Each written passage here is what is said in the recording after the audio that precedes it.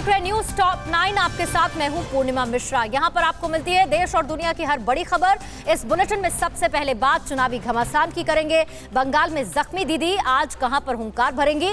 TMC ने आज का कौन सा प्लान फिर से टाल दिया? ममता के गढ़ में आज बीजेपी के कौन से बड़े नेता कैंपेनिंग के लिए उतरेंगे? बंगाल में घमासान से जुड़ी हर एक बड़ी खबर देखिए टॉप 9 बंग युद्ध। बंगाल के सियासी रण में ममता बनर्जी आज फिर से हुंकार भरती नजर आएंगी। अस्पताल से डिस्चार्ज होने के बाद पैर में प्लास्टर के साथ ममता की ये पहली जनसभा होगी। ममता बनर्जी कोलकाता के हाजरा में आज शाम 4:30 बजे रैली में लोगों को संबोधित करेंगी। जनसभा से पहले मुख्यमंत्री ममता बनर्जी आज गांधी मूर्ति से हाजरा तक व्हीलचेयर पर रोड शो भी करेंगी। टीएमसी सूत्रों ने बताया है कि रोड शो के बाद ममता सार्वजनिक रैली में शामिल होंगी। 10 मार्च को नंदीग्राम में चुनाव प्रचार के दौरान ममता बनर्जी घायल हो गयी थी।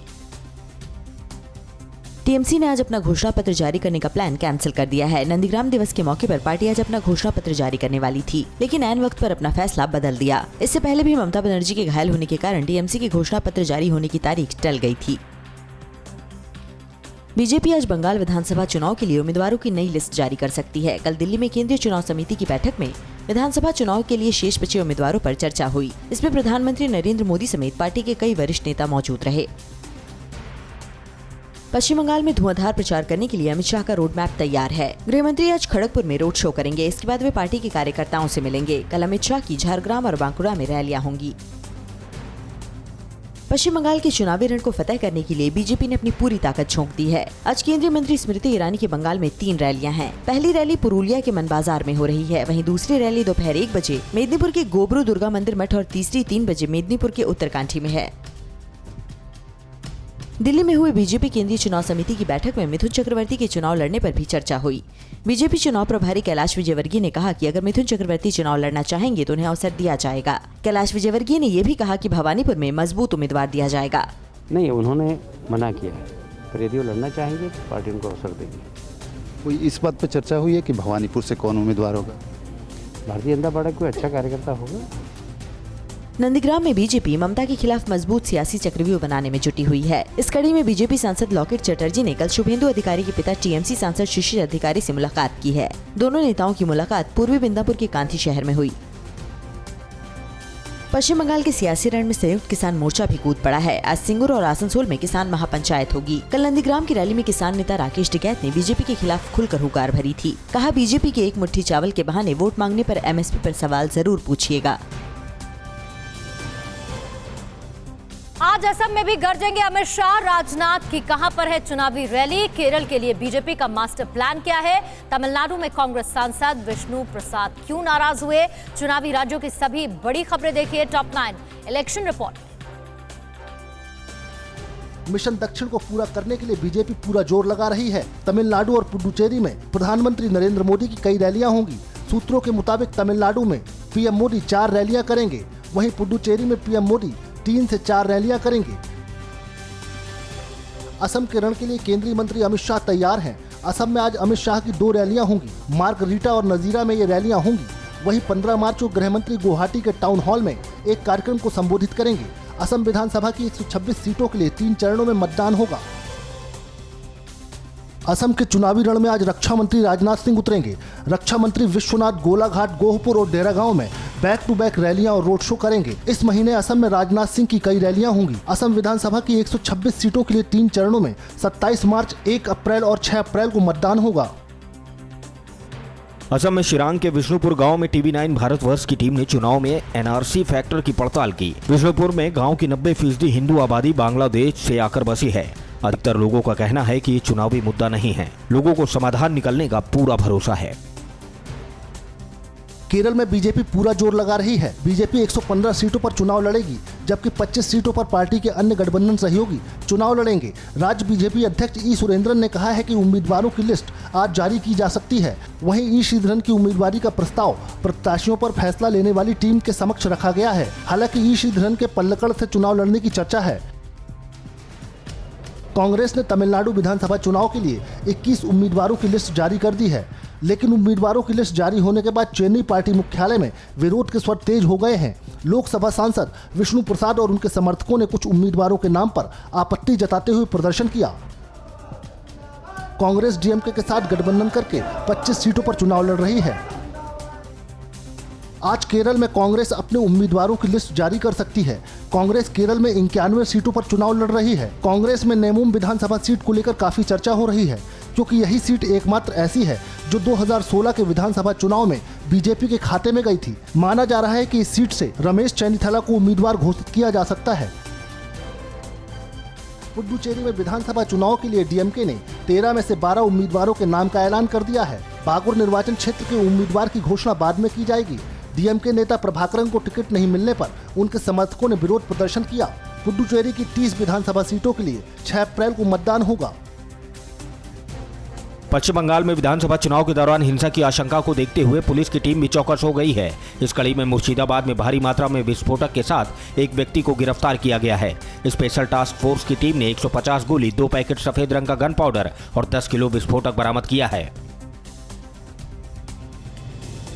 एंटीलिया केस में एनकाउंटर स्पेशलिस्ट सचिन वाजे की गिरफ्तारी का राज क्या है? विस्फोटक मामले में क्यों बढ़ी विपक्ष और सरकार में तकरार? अंबानी के घर के सामने विस्फोटक की बरामदगी से जुड़ी सभी बड़ी खबरें देखिए टॉप 9 में। एंटीलिया केस। एंटीलिया केस में एनआईए ने महाराष्ट्र पुलिस के अधिकारी सचिन वाजे को 12 घंटे की पूछताछ के बाद गिरफ्तार कर लिया। एनआईए ने वाजे को आईपीसी और एक्सप्लोसिव एक्ट की धाराओं के तहत गिरफ्तार किया है। एनआईए आज सचिन वाजे को कोर्ट में पेश कर रिमांड की मांग करेगी।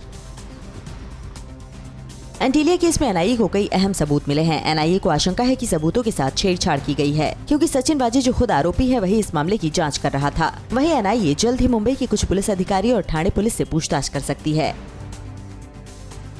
मुंबई में अंबानी के घर विस्फोटक कार रखने के बाद आरोपी जिस इनोवा कार से भागे थे, उस इनोवा कार को मुंबई पुलिस ने बरामद कर लिया है। फिलहाल फॉरेंसिक टीम कार की पूरी जाँच कर रही है ताकि इससे कुछ सबूत हासिल हो सके। अंबानी के घर कार प्लांट को लेकर एनआईए को अहम सुराग मिले हैं। एनआईए के मुताबिक कार प्लांट करने पहुंचे लोगों के बारे में एनआईए को कई जानकारियां मिली हैं। एनआईए टीम जल्द ही एंटीलिया केस में कुछ और लोगों को गिरफ्तार कर सकती है। सचिन वाजे की गिरफ्तारी पर बीजेपी नेता राम कदम ने वाजे का नार्को टेस्ट कराने की मांग की है। राम कदम का कहना है कि सच सामने आना चाहिए कि वाजे को लेकर सरकार उसका इतना बचाव क्यों कर रही है। सचिन वाजे के जरिए कई लोगों के नाम सामने आ सकते हैं, इसलिए नार्को टेस्ट जरूरी है। एंटीलिया केस में शिवसेना के मुखपत्र सामना ने बीजेपी पर निशाना साधा है। सामना ने लिखा है कि विधानसभा में 8 दिन के अधिवेशन में अहम मामलों को छोड़कर बीजेपी ने एंटीलिया केस पर ही फोकस किया और मनसुख हिरेन की मृत्यु को हत्या बताकर पुलिस अधिकारी सचिन वाजे की बलि ले ली। एंटीलिया केस पर कांग्रेस नेता संजय निरुपम ने ट्वीट कर बीजेपी और शिवसेना पर निशाना साधा। ट्वीट में कहा गया है कि विस्फोटक अंबानी के घर के बाहर मिला और मारा गया कार का मालिक। गिरफ्तार उसे किया गया है जो जांच कर रहा था। इंस्पेक्टर एक पार्टी का लाडला है। कहानी में तिहाड़ भी आ चुका है। ये सुरंग कहीं और जाती दिख रही है, क्योंकि एनआईए और एटीएस एक दूसरे की जांच में लगे हैं। कार मालिक मनसुख हिरेन मौत केस की जांच को भी एनआईए टेक ओवर कर सकती है। एनआईए एक्ट 8 के तहत आपस में जुड़े सभी मामलों की जांच कर सकती है। हिरेन के पति ने भी सचिन वाजे पर पति की हत्या का आरोप लगाया है। अभी मनसुख हिरेन की मौत की जांच महाराष्ट्र एटीएस कर रही है। दिल्ली पुलिस की स्पेशल सेल की टीम ने तिहाड़ जेल में एंटीलिया के पास मिले विस्फोटक मामले में आईएम आतंकी तहसीन अख्तर से पूछताछ की। स्पेशल सेल कल फिर तहसीन से पूछताछ करेगी। सूत्रों के मुताबिक करीब 7 घंटे चली पूछताछ में तहसीन ने गोलमोल जवाब देकर जांच भटकाने की कोशिश की। हालांकि उसने मोबाइल इस्तेमाल करने की बात कबूल की है। किलर कोरोना की रफ्तार बढ़ती जा रही है। 24 घंटे में कोरोना के रिकॉर्ड तोड़ने वाले मामले सामने आए। महाराष्ट्र में कहां कोरोना बम फूटा? कोविड को लेकर एयरलाइंस की नई गाइडलाइंस क्या हैं और अगर नहीं मानी गई तो क्या एक्शन होगा? कोरोना से जुड़ी बड़ी खबरें देखिए टॉप 9 किलर कोरोना। देश में कोरोना की रफ्तार तेजी से बढ़ती जा रही है। 24 घंटे में 25,317 कोरोना के नए मामले सामने आए हैं, जो इस साल का अब तक का सबसे ज्यादा मामला है। वहीं एक दिन में कोरोना से 161 लोगों ने दम तोड़ा है। महाराष्ट्र में कल 24 घंटे में कोरोना के 15,500 से ज्यादा नए केस सामने आए। करीब 3 महीने के बाद राज्य में ऐसा हुआ है कि 24 घंटे में 15,000 से ज्यादा केस लगातार 2 दिन तक आए हों। कल पूरे महाराष्ट्र में 88 लोगों की जान चली गई। दूसरी ओर नागपुर में 15 से 21 मार्च तक के लिए 7 दिन के लॉकडाउन का ऐलान किया गया है, जबकि पुणे में रात के वक्त कर्फ्यू लगाया गया है। महाराष्ट्र के पालघर की आश्रमशाला में कोरोना विस्फोट हुआ है। यहां 48 छात्रों के साथ कुछ शिक्षकों को कोरोना पॉजिटिव पाए जाने के बाद आश्रमशाला कैंटीन के 19 कर्मचारी भी इसकी चपेट में आ गए हैं।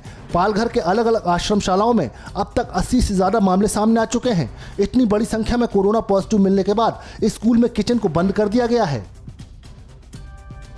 बॉलीवुड के कई सितारे भी कोरोना की चपेट में आ गए हैं। मुंबई में रणबीर कपूर, मनोज बाजपेयी, संजय लीला भंसाली और आशीष विद्यार्थी के बाद अब तारा सुतारिया भी कोरोना पॉजिटिव हो गई हैं। तारा सुतारिया फिल्म तड़प की शूटिंग कर रही थी। मुंबई में एक दिन में कल 1700 से ज्यादा केस मिले हैं, जबकि 5 लोगों की मौत हो गई है।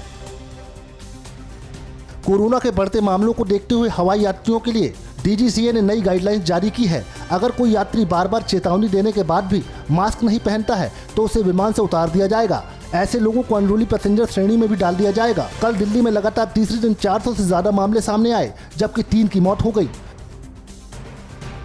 कोरोना की बढ़ती रफ्तार के बाद दिल्ली, एनसीआर, गोवा, गुजरात, केरल और राजस्थान से महाराष्ट्र में एंट्री करने पर नेगेटिव रिपोर्ट जरूरी है। इसी तरह महाराष्ट्र और केरल से कर्नाटक जाने वाले लोगों के पास नेगेटिव रिपोर्ट जरूरी है।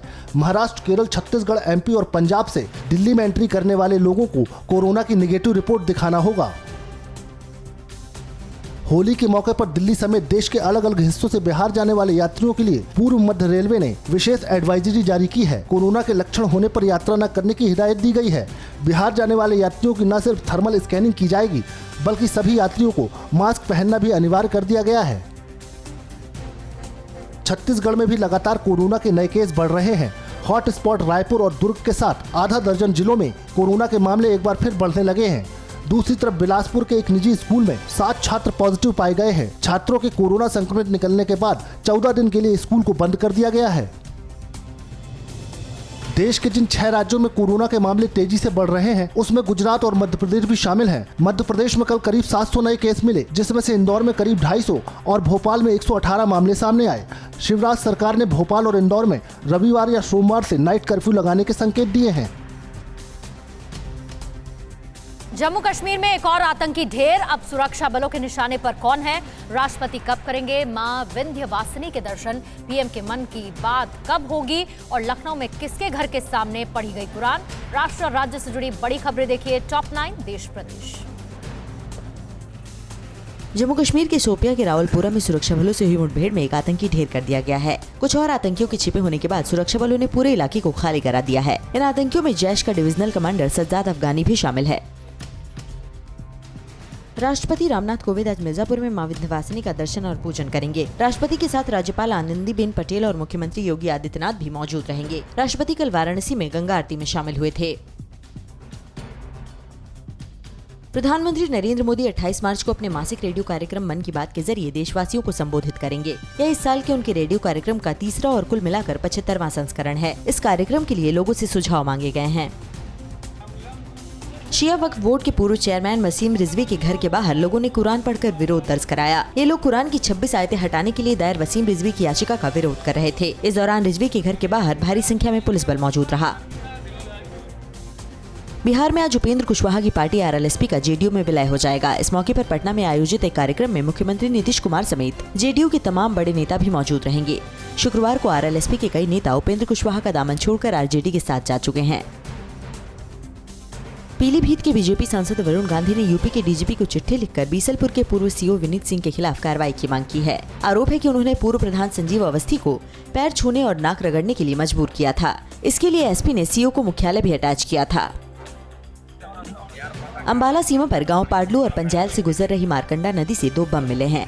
ये कहां से आए ये पता नहीं चल पाया। ग्रामीणों की सूचना पर शाहबाद पुलिस ने इन्हें कब्जे में ले लिया और जंग लगे बमों को डिफ्यूज कर दिया। झारखंड में 4 मार्च को टोकलो इलाके में आईईडी ब्लास्ट मामले में 10 नक्सलियों को चाईबासा से गिरफ्तार किया गया है। ब्लास्ट में राज्य पुलिस के 3 जवान शहीद हो गए थे। पेड़ पर चढ़कर सुरक्षा बल का इंतजार कर रहे नक्सलियों ने वारदात को अंजाम दिया था। यूपी के अयोध्या में राम मंदिर की नींव की खुदाई का काम आखिरी दौर में पहुंच गया है। नींव की खुदाई का करीब 85% काम पूरा हो गया है। इसी महीने बाकी का काम भी पूरा हो जाएगा। इसके बाद अगले चरण में भराई का काम शुरू होगा। 2024 तक भव्य मंदिर निर्माण के लिए काम तेजी से चल रहा है। म्यांमार में लोगों ने आधी रात में कैंडल मार्च क्यों निकाला? फ्रांस ने अंतरिक्ष में क्यों किया सैन्य अभ्यास? और अमेरिका के किस बयान से चीन को मिर्ची लग सकती है? ग्लोबल टेंशन से जुड़ी खबरें देखिए टॉप 9 बारूदी विश्व। म्यांमार में तख्तापलट के विरोध में सेना के खिलाफ लोगों का विरोध प्रदर्शन जारी है। म्यांमार के दूसरे सबसे बड़े शहर यंगून में कल रात सैकड़ों लोगों ने सड़कों पर कैंडल लेकर सेना के अत्याचार का विरोध किया। लोगों ने कैंडल जलाकर सेना की फायरिंग में मारे गए 70 से ज्यादा लोगों को श्रद्धांजलि दी।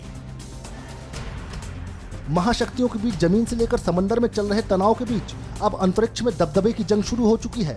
फ्रांस ने पहली बार अंतरिक्ष में सैन्य अभ्यास किया है। ये अभ्यास टेक्नोलॉजी को लेकर हुआ है। इसमें जासूसी और एंटी सैटेलाइट हथियारों को तलाशने समेत 18 मिशनों को अंजाम दिया। इस अभ्यास में जर्मनी और अमेरिका भी शामिल हैं। 18 मार्च को अलास्का में अमेरिका और चीन की होने वाली बातचीत से पहले अमेरिका ने एक ऐसा तीर चलाया जिससे चीन बौखला सकता है। अमेरिकी विदेश मंत्री एंटनी ब्लिंकन ने प्रेस ब्रीफिंग के दौरान ताइवान को एक स्वतंत्र देश के तौर पर जिक्र किया। अभी तक अमेरिकी अधिकारी ऐसा कहने से बचते रहते थे। ताइवान को चीन का अपना हिस्सा मानता है। चीन लगातार अपनी नौसेना की ताकत बढ़ाने में जुटा है। इसी सिलसिले में ड्रैगन अब चौथा एयरक्राफ्ट कैरियर तैयार कर रहा है जो न्यूक्लियर पावर से लैस होगा। साउथ चाइना मॉर्निंग पोस्ट के मुताबिक 2 साल की देरी के बाद युद्ध पोत पर दोबारा काम शुरू हो गया है। 10 मार्च को भूमध्य सागर में ईरानी मालवाहक जहाज पर हमले को लेकर ईरान की जांच एजेंसियों ने इजरायल को जिम्मेदार ठहराया है। अमेरिकी मीडिया ने भी इजरायल का नाम लिया था। ईरान के जहाज पर हमले से पहले ओमान की खाड़ी में इजरायल के मालवाहक जहाज पर भी हमला हुआ था। इसे लेकर इजरायल ने ईरान को जिम्मेदार ठहराया था। चीन और रूस से निपटने के लिए अमेरिकी एयरफोर्स ने अपने सबसे रहस्यमयी हथियार स्टील ड्रोन को नेवादा में क्रेच एयरफोर्स बेस पर तैनात कर दिया है। कुछ दिन पहले ही अमेरिका ने अपने इस मानव रहित ड्रोन पर से पर्दा हटाया था। आर्टिफिशियल इंटेलिजेंस से लैस ये ड्रोन दुश्मन की रडार की पकड़ में आए बिना हमला करने और खुफिया जानकारी जुटाने में सक्षम है। उत्तर कोरिया के तानाशाह किम जोंग न्यूक्लियर प्रोग्राम को लेकर अमेरिका की हर कोशिश को नजरअंदाज कर रहा है। पर्दे के पीछे से चल रही अमेरिका के कूटनीतिक प्रयासों को कोई सफलता नहीं मिल रही। किम जोंग से संपर्क करने के लिए अमेरिका बाइडेन प्रशासन फरवरी से ही कई चैनलों के जरिए प्रयास कर रहा है। ट्रंप शासनकाल में किम जोंग से बातचीत शुरू हुई थी। मैक्सिको की सीमा पार कर आने वाले शरणार्थियों को लेकर अमेरिका की चिंता बढ़ गई है। व्हाइट हाउस ने सीमा पर बने तनावपूर्ण हालात को संकट मानने की जगह इसे चुनौती बताकर अपनी खींच निकाली है। बाइडेन के आने से पहले ट्रंप प्रशासन ने मैक्सिको की सीमा पर दीवार बनानी शुरू कर दी थी। हालांकि बाइडेन ने इस फैसले पर रोक लगा दी है। 6 जनवरी को अमेरिका की राजधानी वॉशिंगटन डीसी में कैपिटल हिल पर हिंसा के बाद अमेरिकी संसद की सुरक्षा को लेकर की गई फेंसिंग को अब हटाया जा रहा है। कैपिटल हिल पर हुई हिंसा के बाद इससे कुछ किलोमीटर दूर से ही पूरे इलाके की कटीले तारों और लोहे की चादरों से फेंसिंग की गई थी। चुनाव में मिली हार के बाद 6 जनवरी को ट्रंप समर्थकों ने यहां जमकर उत्पात मचाया था। परवाह देश की, सोमवार से शुक्रवार रात 10 बजे TV9 भारतवर्ष पर।